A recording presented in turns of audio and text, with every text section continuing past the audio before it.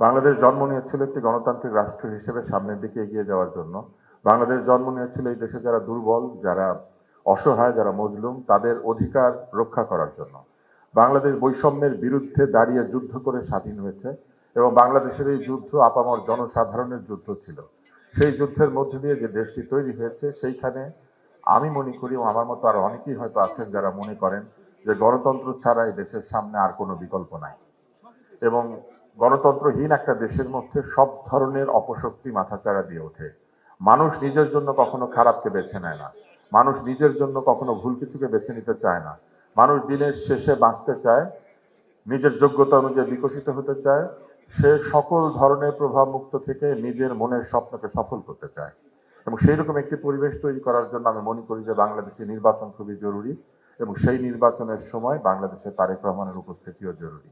শুধু তাই নয়, আমি মনে করি বাংলাদেশে গণতন্ত্রের পক্ষে যত শক্তি আছেন তাদের মধ্যে একটি মৌলিক ঐক্য তৈরি করা প্রয়োজন, যেখানে আমরা যে মত আর পথেরই অনুসারী হই না কেন, আমরা কোনোভাবেই গণতন্ত্রকে, অধিকারকে, সাধারণ মানুষের নিরাপত্তা, যান মাল এবং তার চিন্তার নিরাপত্তাকে আমাদের প্রোটেক্ট করা উচিত।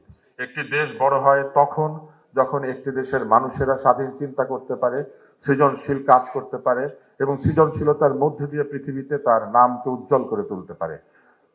কোন দেশ তার ভবন দিয়ে পরিচিত হয় না, কোন দেশ তার টাকা দিয়ে পরিচিত হয় না। পৃথিবীতে বহু ধনী রাষ্ট্র আছে, নাউরু আছে আপনারা জানেন, ব্রুনাই আছে আপনারা জানেন, কিন্তু এই দেশগুলি তাদের টাকার জন্য পরিচিত, কিন্তু এই দেশগুলি সারা পৃথিবীতে সম্মানের আসনে নাই।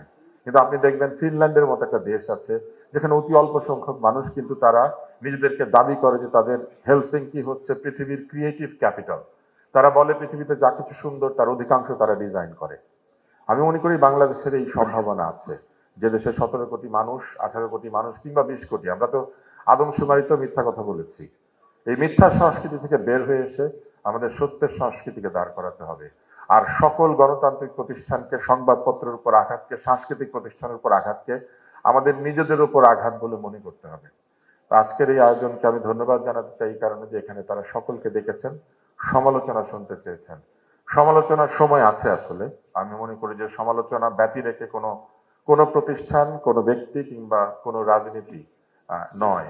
ভুল হতেই পারে, মানুষ যখন কাজ করবেন ভুল হবে, সিদ্ধান্তে ভুল হবে, কাজে ভুল হবে, কিন্তু সেই ভুলকে ঠিক করার যে প্রবণতা, নিজেকে রেকটিফাই করার যে প্রবণতা, প্রতিনিয়ত নিজেকে শুদ্ধতার দিকে পরিচালিত করার যে প্রবণতা, এটাই মানুষকে মানুষ করেছে।